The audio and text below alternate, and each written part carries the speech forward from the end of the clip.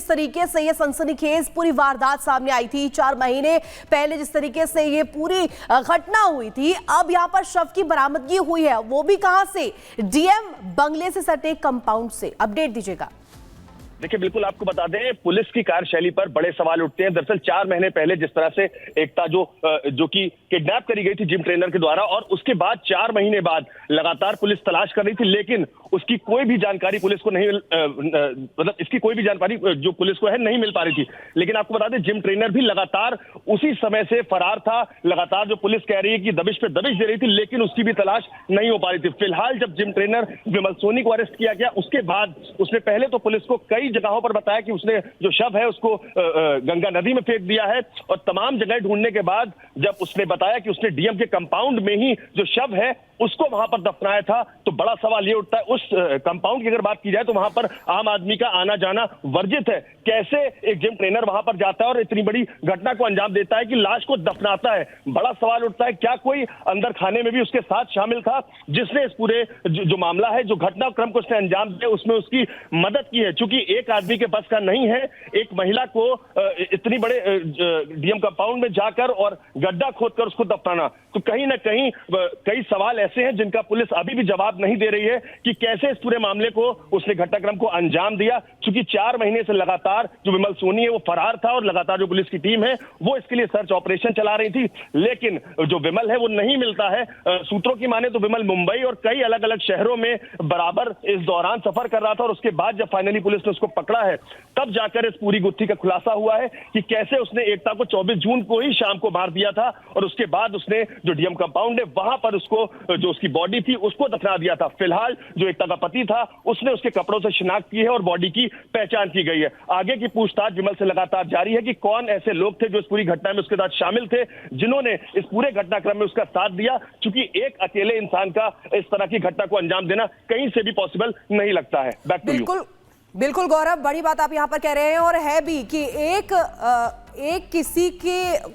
ही के इस घटना को अंजाम देने का काम नहीं लगता है, क्योंकि ये भी बात सामने आ रही है कि कई सरकारी अधिकारी थे जिनका ये पर्सनल जिम ट्रेनर भी रहा है। बहुत बहुत शुक्रिया हमारे साथ जुड़ने के लिए। तो देखिए, कानपुर में 4 महीने बाद कारोबारी की पत्नी का शव मिला है। फिल्मी स्टाइल में आरोपी जिम ट्रेनर ने पहले हत्या की, फिर शव को डीएम बंगले से सटे कंपाउंड में दफना दिया। ये रिपोर्ट आपको दिखाते हैं।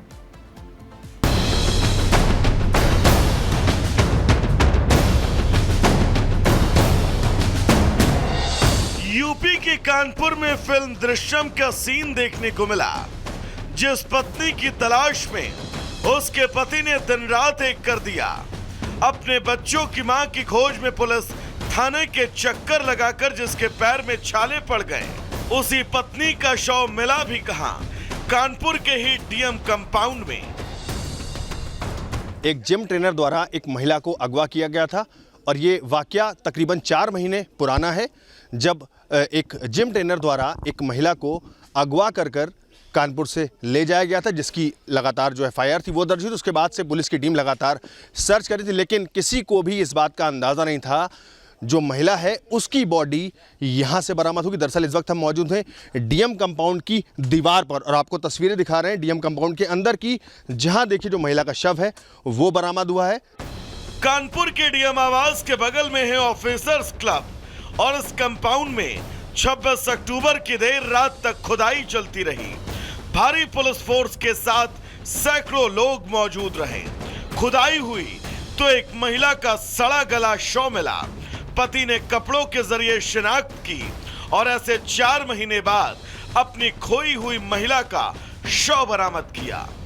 जो जिम ट्रेनर है, ये जो डीएम है, उनका पर्सनल जिम का ट्रेनर भी था, और इसी के चलते उसने इस तरह की घटना को अंजाम दिया। और साफ तौर पर डीएम कंपाउंड में ही अपनी पहुंच के चलते जो महिला की बॉडी थी उसको दफनाया है। और ये साफ विजुअल्स आपको दिखा रहे हैं। देखिए, बराबर जो खुदाई है वो चल रही है, चूंकि जो अवशेष हैं महिला के वो लगातार निकलते जा रहे हैं। फॉरेंसिक की टीम्स लगातार जो पैकेट्स हैं उनमें बॉडी के पार्ट्स को कलेक्ट करके एक के बाद एक फॉरेंसिक टीम्स को दे रही है। हमारी पत्नी की है, हमारी कपड़ों से शिनाख्त करी, उसके बालों से करी। 4 महीने तक पुलिस ढूंढ नहीं पाई। अफसोस तो रहेगा ही, वो जीवन भर का है। मेरे 2 बच्चे हैं, जिस तरह से वो छोटे छोटे बच्चे हैं, उनका क्या। 24 जून 2024 दरअसल ये वो तारीख है जब एक कारोबारी राहुल गुप्ता की पत्नी घर से जिम के लिए निकली लेकिन फिर लौट कर नहीं आई। उसकी तलाश शुरू हुई। कारोबारी ने एड़ी चोटी का जोर लगाया। पुलिस भी दिन रात महिला की तलाश में जुटी रही।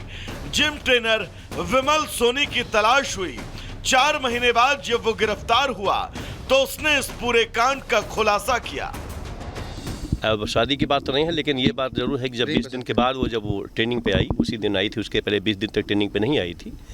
तो जब आई तो ये उसने बात करने के लिए कहा, गाड़ी में गए बैठ के। उसी दौरान इनमें हार्ट अटैक हुई और हार्ट अटैक होने के बाद जैसा कि इसने बताया कि हमने उसको मार दिया और मार करके ला करके यहाँ पे उसको तो यहाँ सिक्योरिटी में दावा किया जा रहा है कि आरोपी कई सरकारी अधिकारियों का पर्सनल जिम ट्रेनर भी था और इसी रसूख के चलते उसका ऑफिसर्स क्लब में आना जाना रहता था।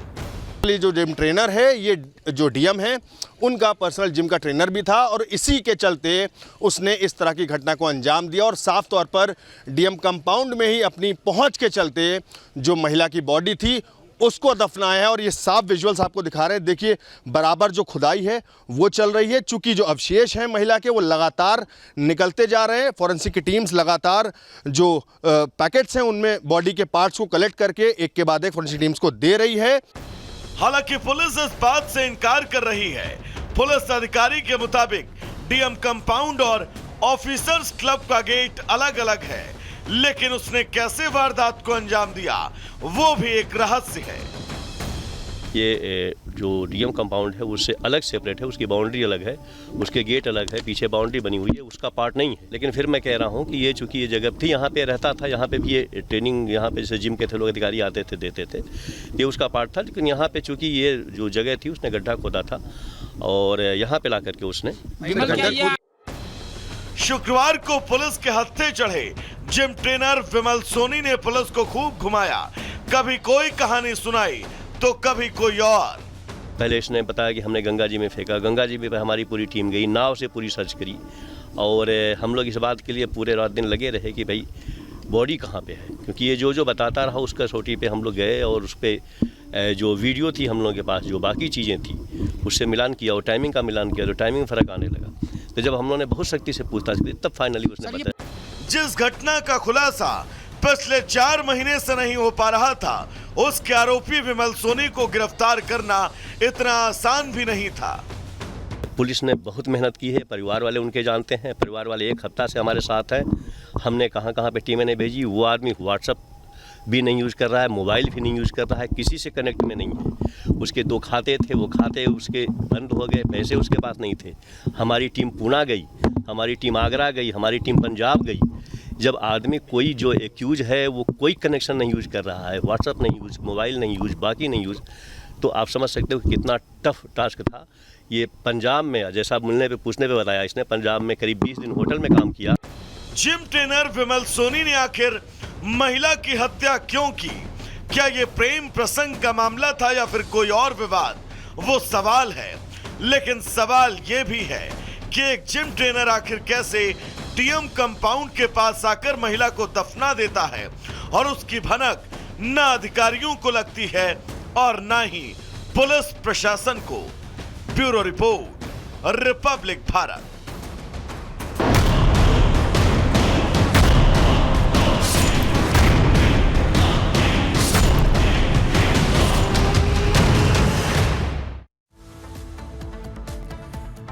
तो जेल में बंद रहते हुए बाहर बड़े बड़े कारनामे अंजाम देने वाला लॉरेंस बिश्नोई क्या चुनाव लड़ने की तैयारी कर रहा है? ऐसा इसलिए क्योंकि महाराष्ट्र चुनाव में एक पॉलिटिकल पार्टी ने लॉरेंस को चुनाव लड़ने का ऑफर दिया है। यहां तक कि इतना ही नहीं, बिश्नोई भी की ओर से खबर निकल के सामने आ रही है कि जहां पे बिश्नोई भी चुनाव लड़ने को लेकर तैयारी पूरी कर रहा है। तो क्या अब बिश्नोई राजनीति में भी दांव आजमाने की तैयारी कर रहा है? रिपोर्ट दिखाते हैं आपको।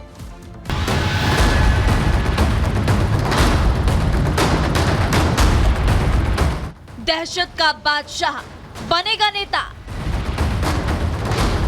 लॉरेंस को मिला टिकट का ऑफर। महाराष्ट्र से मैदान में उतारने की तैयारी। बाबा सिद्दीकी की सीट, लॉरेंस दावेदार। सलमान खान से लॉरेंस मांगेगा वोट। माफिया, हत्यारा, खूंखार गैंगस्टर और ना जाने किस किस नाम से उसे बुलाया जाता है, लेकिन अब उसे चुनावी मैदान में उतारने की तैयारी हो चुकी है। लॉरेंस बिश्नोई को एक चुनावी दल ने चुनावी मैदान में उतरने का ऑफर दिया है। जी हाँ, करीब 3 दिन पहले ही रिपब्लिक भारत पर बातचीत के दौरान जिस सियासी दल ने ये इशारा दिया था, वो लॉरेंस बिश्नोई को टिकट देना चाहता है। अब उस पर मुहर भी लगा दी गई है। आधिकारिक तौर पर चुनावी ऑफर लेटर के साथ ऐलान भी कर दिया गया है। मुंबई से चुनाव लड़ेगा लॉरेंस।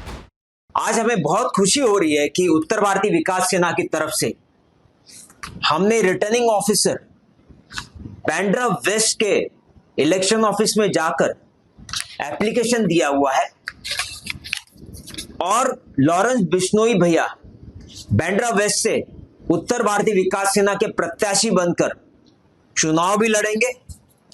ये एप्लीकेशन फॉर्म है जो हम साबरमती जेल दोबारा भेजेंगे ताकि भैया चुनाव का फॉर्म भरकर वापस भेजें और ये चुनाव लड़ा जाए और हम उनको जिता के रहेंगे। पूरे कार्यकर्ता जोश में है, उल्लास में है। जरा कल्पना कीजिए कि नामी गैंगस्टर लॉरेंस अगर चुनाव लड़ता है तो क्या होगा, वो भी उस सीट से जहां बाबा सिद्दीकी चुनाव लड़ते रहे हैं और विधानसभा में पहुंचते रहे हैं, उसी सीट से जहां के सलमान खान वोटर है। उत्तर भारतीय विकास सेना पार्टी ने ऐलान किया कि लॉरेंस बिश्नोई को बांद्रा पश्चिम सीट से चुनाव लड़ने का ऑफर दिया है। नामांकन फॉर्म खरीद साबरमती जेल में बंद लॉरेंस को भेजा है। पार्टी ने चुनाव लड़ने की जानकारी रिटर्निंग अफसर को भी दी है। अब जरा बांद्रा पश्चिम सीट का इतिहास भी जान लीजिए। ये वही विधानसभा सीट है जहां से बाबा सिद्दीकी 3 बार विधायक बने थे और वही इलाका है जहां से उनकी हत्या हुई। इसी सीट पर सलमान खान अपना वोट डालने भी पहुंचते हैं। बांद्रा पश्चिम सीट की बात करें तो 2019 और 14 के विधानसभा चुनाव में यहां से बीजेपी के आशीष शेलार चुनाव जीते थे। इससे पहले साल 2009 में, साल 2004 में और 1999 के विधानसभा चुनाव में बाबा सिद्दीकी चुनाव जीतते रहे हैं। लॉरेंस को चुनाव लड़ने के इस ऑफर ने महाराष्ट्र विधानसभा चुनाव को एक अलग ही चौराहे पर लाकर खड़ा कर दिया। अब सबकी निगाहें लॉरेंस के जवाब पर टिकी है, लेकिन सवाल है कि क्या एक नेता का तथाकथित हत्यारा और हीरो के खिलाफ खड़ा गैंगस्टर लॉरेंस आज हीरो बन चुका है, और अगर वो चुनावी दंगल में उतरता है तो क्या होगा। Bureau report, Republic Bharat.